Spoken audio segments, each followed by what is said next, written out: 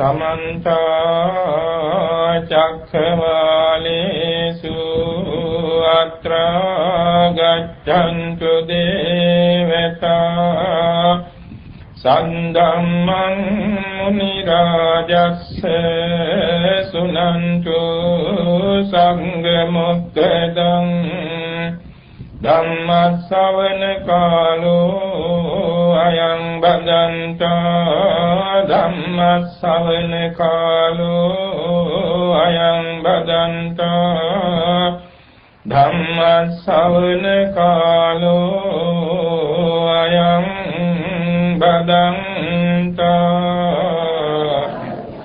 नमो तस्से भगवतो अरहतो सम्मा सम्बुद्धस्से नमो तस्से भगवतो अरहतो सम्मा सम्बुद्धस्से नमो तस्से भगवतो अरहतो सम्मा सम्बुद्धस्से इतो भो सुगतिं गच्छे मनुष्यानं सहाव्यतं मनुष्य भूतो सद्धम्मे लभ सद्धं अनुत्तरं सावे सद्धा निमित्तासे मूल जाता पतिष्ठिता याव जीवं असंहीरो सद्धम्मे सुपवेदितेति श्रद्धावंत पिන්නතුනි තුලෝකාග්‍ර වූ සම්මා සම්බුදුරජාණන් වහන්සේ විසින් දෙවොලව තොරතුරු පහදා දෙමින් දේශනා කොට වදාළ ගාථා පෙළක ගාථා දෙකක් මේ කියුනේ. දෙවොලව සදිවි ලෝකයේම තියෙනවා නන්දන වනේ කියලා උයනක්. බොහෝම රමණීය දිව්‍යමය උයන. යම්කිසි දෙවි කෙනෙක් දිව්‍යාංගනාවක් ආයුෂ ගෙවී ගියාම ලකුණු පහක් ඇති වෙනවා. පංච නිමිත්ත කියලා. ඒ කියන්නේ පැලඳි මල් පර වෙනවා. දිවසලු කෙලටු වෙනවා. මුහුණේ දුර්වර්ණ බවක් ඇති වෙනවා. දිව්‍ය ආසනවල වාඩි වෙන්න සැතපෙන්න එපා වෙනවා. කිහිල්ලෙන් දහඩිය උනනවා. මේ කාරණා පහ දරුණාම ඔක දැනෙන්නේ මනුෂ්‍ය වර්ෂ ප්‍රමාණයෙන් දින 7ක් ඇතුළත. දිව්‍ය ලෝකේ බොහොම කෙටි වෙලාවයි විනාඩි කිහිපයයි. තවතිසා භවනට නම් දිව්‍ය ලෝකේ මනුෂ්‍ය වර්ෂ ප්‍රමාණයෙන් දින 7ක් කියන දින 9ක් වුණොත් විනාඩි 3යි. ඉතින් දින 7ක් කිව්වොත් විනාඩි 3කුත් නැහැ. ඒ තරම් කෙටි වේලාවක් දිව්‍ය ලෝකේ. නමුත් අනිකුත් දෙවි දේවතාවෝ එක්කාසු කරගෙන යනවා නන්දන වනයේට. නන්දන වනයේට එක්කාසු කරගෙන ගිහිල්ලා උයනේ තියෙන ශ්‍රියාව පෙන්නලා කියනවා නිදුකාණෙනි මේ දෙව්ලොව බොහොම රමණීයයි. මේ දෙව්ලොව රමණීය වුණාට නැවත නැවත දෙව්ලොවට පැමිණීමේ කුසල රැස් කරගන්න ලැබෙන්නේ දෙව්ලොවදී. ඒ සඳහා එකම තැන තමයි මනුලොව. එනිසා මනුලොව නැමැති සුගතියට යන්න. ඊතෝ භෝ සුගතින් ගච්ඡ ඊතෝ භෝ සුගතින් ගච්ඡ කියලා අනුශාසනා කරනවා. නිදුකාණෙනි මේ දෙව්ලොවෙන් මනුලොවට යන්න. මනුලොවට ගිහිල්ලා බොහෝ කුසල රැස්පත් කරගෙන ආයමත් මේ දෙව්ලොවට එන්න කියන එකයි ආරාධනෙ. ඒ අදහස මේ ගාථා දෙකේ කියවෙනවා. ඊතෝ භෝ සුගතින් ගච්ඡ මනුෂ්‍යානං සහව්‍යතං. නිදුකාණෙනි මේ දෙව්ලොවින් මිනිස්යන්ගේ එකතුවට මනුලෝ නැමැති දෙවොල් මේ සුගතියට යන්න. මනුෂ්‍ය භූතෝ සද්ධම්මේ ලබ සද්ධං අනුත්තරං. මනුෂ්‍ය භූතව මිනිසෙක්ව සම්බුද්ධ ශාසනයෙහි අනුත්තර වූ සද්ධර්මයේ කෙරෙහි ශ්‍රද්ධාව පිහිටුවා ගන්න. අනුත්තර ශ්‍රද්ධාවක් පිහිටුවා ගන්න. ශාවේ සද්ධා නිමිත්තාස මූල ජාතා පතිට්ඨිතා. ඒ ඔබේ රත්නත්‍රයේ කෙරෙහි තියෙන ශ්‍රද්ධාව මුල් බැසගත්තා වූ නොසෙල්වෙන්නා වූ ස්ථීර ශ්‍රද්ධාවක් කරගන්න. තතෝ ඕපදිකම් පුඤ්ඤං කତ୍වා දානේන තම් බහුං. ඉන් අනතුරුව නිවන දක්වාම සුගති ලෝකෝත්පත්තිය ගෙන දෙන ඕපදික කුසල් දාන ආදී වශයෙන් රැස්පත් කරගෙන ආයමත් මේ දෙව්ලොවට එන්නේ. මෙන්න මේකයි දෙවියන්ගේ ආරාධනෙ. ඉතින් අපි සියලුම දෙනා දෙව්ලොව ඉඳලා ආපු අය. අද නෙමෙයි. අසංකේය අප්‍රමේය වාරවල අපි දෙව්ලොව හිටියා. අසංකේය අප්‍රමේය වාරවල බඹලොව හිටියා. අසංකේය අප්‍රමේය වාරවල අරූප ලෝකෙත් අපි හිටියා. සෑම කල්පයක් පාසා බඹලොවට අනිවාර්යෙන් අපි යනවා. මනුලොවටත් ඊට වඩා වැඩි කාලයක් අපි ඇවිල්ලා තියෙනවා. ඊටත් වඩා වැඩියෙන් ගිහින් තියෙන්නේ තිරිසන්, പ്രേත, අසුර, නරක ආදී. මේවට තමයි වැඩියෙන්ම යන්නේ. එනිසා ලෝක සත්‍යය, පෘථුජන ලෝක සත්‍යය වැඩියෙන්ම ජීවත් වන්නේ සංසාරෙදී අපාය 4. හරියට ඒ ලෝක සත්‍යයේ නිවස වාගේ සතර අපාය. తాවකාලික තමයි මේ මනුලොවට දෙව්ලොවට එන්නේ. නමුත් බුද්ධෝත්පාද කාලයේ පමණයි මේ මනුලොවදී නැත අපායට නොයන සුගතියෙන් සුගතියට ගිහිල්ලා ඒ නොනවති ලෝකෝත්තර නිවනට යන මාර්ගය අනුගමනය කරන්න තියෙන්නේ මේ මනුලොවදී පමණයි. එනිසා සරුවඥන් වහන්සේද මේ මනුලොව පිළිබඳව විශේෂ දේශනාවක් පවත්වලා තියෙන බොහෝ අවස්ථාවලදී. ඒ කියන්නේ හැම කුසලයක්ම කරන්න පුළුවන් එකම තැන මනුලොව. දානය, සීලය, භාවනාව, අපචායනීය කියන වැඩිහිටි ගෞරවය, වෛයාවච්ච කියන වත් පිළිවෙත් පිරීම, ධම්ම ශ්‍රවණ බණ ඇසීම, ධම්ම දේශන බණ කීම,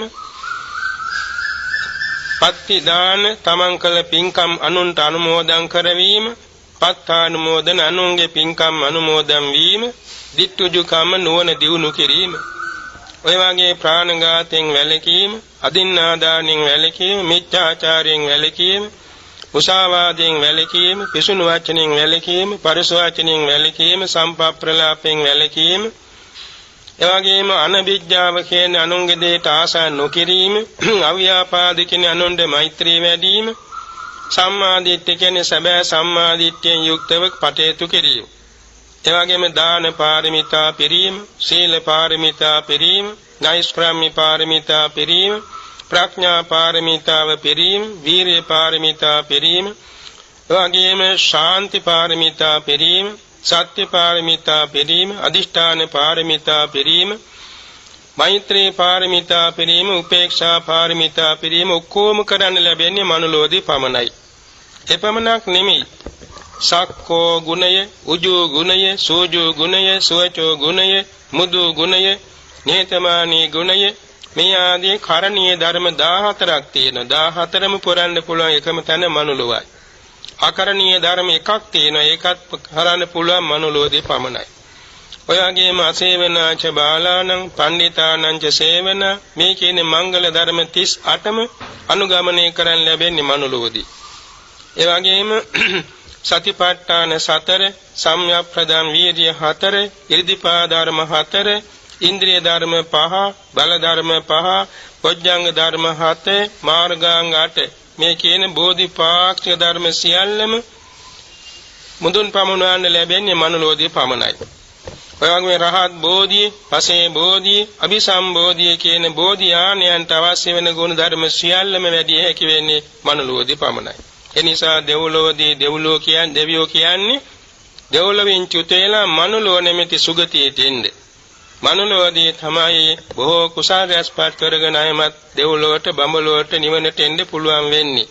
ඉතින් ඒ අනුව සලකා ගැනීමේදී අද මේ විශේෂ පින්කමක් දහසක් බුදුන් බුදු වෙන උතුම් උදෑසන මේ සිද්ධ කරන්නේ. අනිද්දා දවසේ තමයි මේ විශේෂයෙන්ම තොරණ මේ විවෘත කිරීමේ උතුම් අවස්ථාව සිදු වෙන්නේ. ඒ දවසට අපට ගන්න අපහසු නිසා තමයි අද මේ මොහොතේ සහභාගී වෙන්නේ. පින්නතුන් අහලා තියෙනවා නේද සක්‍ර භවන ගැන. මේ සක්‍ර භවනට මුලින්ම ඉපදී හිටියේ අසුරයෝ, දේවාසුරයෝ. ප්‍රේතාසුරයෝ නෙමෙයි දේවාසුරයෝ. සතරවරන් දෙවියන්ටත් වඩා ඉහළයි. තවතිසාවැස දෙවියන්ට සමාන ආයු වර්ණ සප බල ඓශ්වර්ය ඒ දේවාසුරයන්ට තියෙනවා. ඔය අතර තමයි අපේ මහා බෝසතාණන් වහන්සේ ආදි කල්පයේ මංගමානෝක නමින් ඉඳලා තමන්ගේ පිරිසත් එක්ක දෙව්ලොවට ගියේ. එතකොට ඒ අසුරයෝ දේව අසුරයෝ සුරාපානයක් සෝදානම් කළා මේ අභිනව දෙවියන් පිළිගන්න. ඉතින් ඒ ශක්‍රදිව්‍ය රාජය ඇතුළු පිරිස මනුලෝදීවත් සුරාපානය කළ නැහැ. ඒ නිසා ඒක ප්‍රතික්ෂේප කළා. එයින් ඒ අසුරයෝ කුපිත වුණා. ඒ සුරාව ඔක්කොම මේ ඉවත දාන්න සැලැස්සුවා මේ දෙවියෝ. එයින් අසුරයෝ කුපිත වෙලා යුද්ධයට ආවා. යුද්ධෙන් අසුරයෝ පෙරදුනා. කීප සැරයක්ම යුද්ධයට ආවා. ඒ හැම වාරයකම අසුරයෝ පෙරදුනා ඔවුන්ගේ අයහපත් චරිත නිසා. ඊළඟට නැවත අසුරයන්ගේ චක්‍රබාණ්ඩ එන්න බැරි වෙන්නේ සතර වාහල්කඩ බලය සම්පන්න තොරන් හතරක් සහිත ඉන්ද්‍ර කීලයක් පිහිටෙව්වා. ඉන්ද්‍ර ප්‍රතිමා පිහිටෙව්වා. ඔය දැන් අපේ ලංකාවේ ඉදිකඩුල්ල කියලා බොහෝ සෙයින් කියන්නේ මෙන්න මේ ඉන්ද්‍ර කීලය. ඉන්ද්‍ර කීලයේ සහිත ආවරණ නැත්තන් ద్వාරය ඇති කරන දොරටුව ඇති කරන ගේට්ටුව. එතකොට මේ ඔකට ඉන්ද්‍ර කියන නම ලැබුණෙත් ඔය සක්දේව රජුගේ ප්‍රවෘත්තිය නිසායි. සක්දේව රජුරණ තමයි ඉන්ද්‍ර කියලා කියන්නේ. දෙව්ලොවට මනුලොවට ප්‍රධානියා බැවි. එතකොට ඉන්ද්‍ර කියන දිවි රාජයා ශක්‍ර දිවි රාජයාගේ නම පාවිච්චි වෙනවා මේ තොරණට. මේකට කියන ඉන්ද්‍ර ద్వාරය කියලා. දැන් ඔය ඉන්ද්‍ර කීලය කියලා එකක් තියෙනවා විශේෂයෙන් නගර ద్వාර වලට පිවිසෙන තැන්වල ශක්තිමත් කණු සිටවලා තමයි ගේට්ටුව සවි කරන්නේ. ඒ කියන්නේ කල්පවට්නා ශක්තිමත් නොදිරෙන අරටු රියන් 8ක් උස ඇති අරටුවක් අරගෙන රියන් 4ක්ම පොළවේ ඉඳවනවා. පොළවේ ගිල්ලවනවා. එතකොටවත් ගලවන්න බෑ. ඒ වගේ ඉන්ද්‍ර කීල තියෙනවා දෙකක් ඉස්සරහට එකයි පිටුපස්සට එකයි. ඔය කියන ඉන්ද්‍ර කීලය සොලවන්න බැරි නිසා දුටුවන් විස්මයට පමුණුවන නිසා ඒකට කියන ඉන්ද්‍ර කීලය කියලා. ඒකෙන් බලාපොරොත්තු වෙන්නේ ආරක්ෂාවයි. නගරයකට එහෙම නැත්නම් රජ මැදුරකට එහෙම නැත්නම් සිටු මැදුරකට ඇතුල් වෙන්න ඉස්සර මේ වගේ තොරණක් ඕන වෙනවා. විශේෂයෙන් පූජනීය ස්ථාන වලට ඕන වෙනවා. පූජනීය ස්ථානයට අවශ්‍ය වෙන්නේ කාරණා කීපයක් උඩයි. එකwidehatකින් ආරක්ෂාව. දැන් මෙතන ගේට්ටුවක් දාලා ద్వාරයක් දාලා තියෙනකොට නිතර අනවශ්‍ය පුජ්‍යලයන් ඇතුල් වෙන්නේ නැහැ. අනික් කාණේ තමයි මේ ස්ථානයේ මෙහිම පූජනීය ස්ථානයක් බව සංකේත කෙරෙනවා. මේ තොරණ දැක්ක ගමන්ම මේ ස්ථානයේ සංකේතයක් කරනවා මේ ස්ථානයේ පූජනීය ස්ථානයක් බව. එතකොට ඒක දුටුවන්ගේ හිතේ කුසාසිත පහළ වෙන්නේ මහෝපකාරී වෙනවා. ඒක දස්සනානුත්තරයට අයිති වෙනවා. ඒ කියන්නේ දුටු ගමන්ම හිතේ ශ්‍රද්ධා ආදී කුසාසිත පහළ වෙන්න හේතු වෙනවා නම් යම් අරමුණක් ඒකට කියන්නේ දස්සනානුත්තරිය. දසනානුත්තරියේ තින් බුදුරජාන් වහන්සේ දැකීම ශ්‍රී මහා බෝධින් වහන්සේ දැකීම සරුවක්ඥ ධාතුන් වහන්සේ දැකීම බුද්ධ ප්‍රතිමා වහන්සේ දැකීම සිල්ලුතුන් දැකීම සිල්මෑණිවරු දැකීම මේ සියල්ලම දසනානුත්තරිය. ඒ වගේම මේ පූජනීය ස්ථානයක් දකින කොටත් ඒක දසනානුත්තරිය. එනිසා දැන් අද මේ විවෘත කෝණ ලබන්නා වූ අනිද්දා විවෘත කෝණ ලබන්නා වූ මේ තොරණ ඒ වාගේ දුටුවන්ගේ සිතේ කුසල් සිත් පහළ වීමට උපකාර වෙන ආරක්ෂක තොරණක් හැටියට අපට හඳුන්වන්න පුළුවන්. ඉතින් මේ පූජාව සඳහා විශේෂයෙන්ම පුණ්‍යානුමෝදනාවක් සඳහන් වෙනවා. කුමාරී වත්තේගදර මණිකේගේ අත්තාවන එස්.එල්. රත්නායක විදාන නිලමෙතුමාට පින්දීම. ආත්තම්මවන ඩිංගිරි මණිකේ තෙන්නකෝන් මෑණියන්ට එවාගෙම නන්දා වඳුරාගල මණිකේ පියාණන් සීබී වඳුරාගල මැතිතුමා සහ නිව්ටන් වඳුරාගල ආර්ය වඳුරාගල සොහොයුරන්ට පින්දීම. යත් වශයෙන් අපේ ශ්‍රේෂ්ඨ යුතුයකමක් තමයි ජීවත් ඉන්න කාලේ ඥාතීන් අපි නොයෙක් කවුරුන් සංග්‍රහ කරන අතර මේ පරිලෝකියාට පසු යැත්තන්ද පිරිනම ලැබෙන මේ පුණ්‍ය ලාභය. ඉතින් ඒක විශාල කළගුණ සැලකීමක් වෙනවා. එසේම ගාමිණී වත්තේගදර මහත්මාණන්ගේ පියාණන් ඩිංගිරි බණ්ඩාර කෝරළේ නිලමෙතුමාට මෑණියන් වන ඇලිස් අමරතුංග මහත්මියට සොහොයුරු හෙක්ටර් වත්තේගදර එවාගෙම සොහොරියන් වන ඊනිසි වැල්ලව සුමිත්තා නවරත්න පී.බී. නවරත්න මහතා ඇතුළු එම දෙපළගේ නැසී මිය පරලෝකීය සීලම ඥාතීන්ට පින්දීම. එවාගෙම ක්‍රිසාන් වත්තේ ගෙදර, දිනේෂ් වත්තේ ගෙදර පුතාලා ඇතුළු නෑදෑ හිතවත් පිරිසට දීර්ඝායුෂ ප්‍රාර්ථනා කිරීම. ඉතින් මේ කියන විශේෂ අරමුණු සියල්ලම පින්කමක ගත යුතු අරමුණු වෙනවා. මක් නිසාද එයින් තමාගේ සිතේ කරුණාව, මෛත්‍රිය, කළගුණ සැලකීමේ ශ්‍රේෂ්ඨ සත්පුරුෂ ගුණය එයින් සම්පූර්ණ වෙනවා. ඉතින් අපි බලාපොරොත්තු වෙන්නට ඕනේ මේ ලෝකේ තියෙනවා නිධාන හතරක්. නිධාන හතරක් තියෙනවා.